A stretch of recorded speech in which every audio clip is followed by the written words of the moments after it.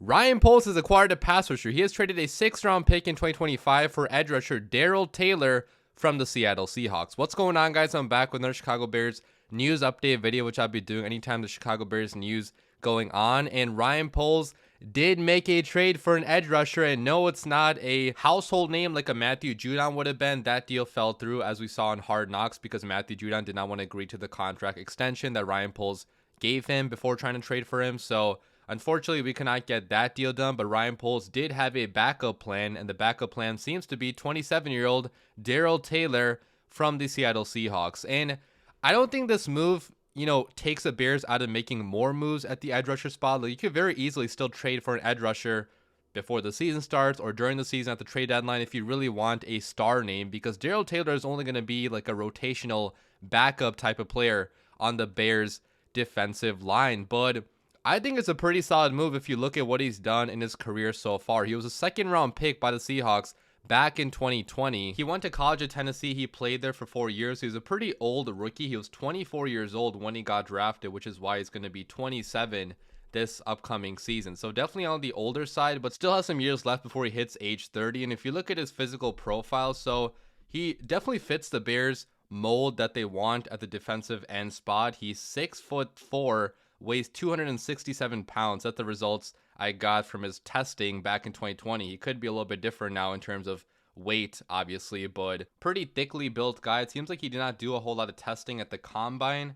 This was during 2020 when COVID happened, so there was no combine, so that's why we don't have much testing results. But if you watch him on tape, I only watched a little bit of him before making this video, but he does have some nice athleticism to him, and I think he will fit the Bears thresholds in terms of explosiveness at the edge rusher spot, and in terms of height, weight, and arm length too. He definitely does seem like an Eberflus type of guy. And if you look at his production in the NFL so far, again, he's mostly been a backup for the Seattle Seahawks, but he has been productive for some stretches. So his rookie year, he did start 5 games. He had 6.5 sacks, 7 tackles for loss, 13 quarterback hits, 37 total tackles. The following year, 2022, he had a pretty good year. Okay, 9.5 sacks. That's almost double-digit sacks, which for a backup, that's pretty damn good. He had 26 total tackles, 8 tackles for loss, 13 quarterback hits last year.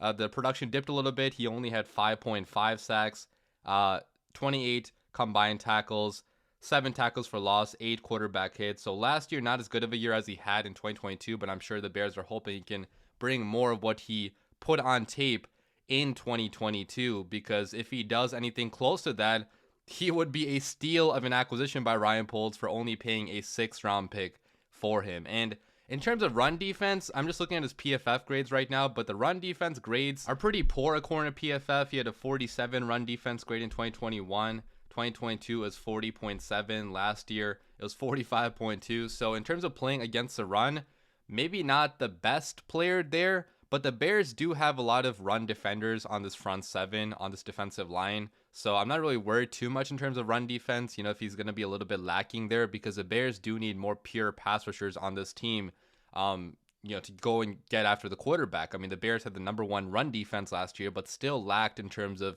getting that sack production. So hopefully Darrell Taylor can help us get that sack production. And again, guys, like I mentioned, he's only going to be a backup rotational edge rusher on this team. I cannot see him starting in place of, obviously, Montez Sweat, or even in place of DeMarcus Walker. I don't think that's going to be happening. But splitting time with the rookie Austin Booker, with DeMarcus Walker, with whoever else the Bears keep on this edge rusher rotation, I think he could be a pretty underrated acquisition. Like, if he only gets 5 or 6 sacks this year, that still would be a pretty good trade by Ryan Poles to only trade a 6th-round pick for him. And you guys have to remember, the Bears have multiple 6th-round picks in the 2025 NFL draft. We have our own 6th-round pick. We have a 6th-round pick from the Dolphins, from the Chase Claypool trade. We somehow got something out of Chase Claypool after the terrible season he had for us. But we have a 6th-rounder from the Dolphins. We also have a 6th-rounder from the Steelers, from the Justin Fields trade that could become a 4th-rounder, obviously, if Justin Fields does play 50% of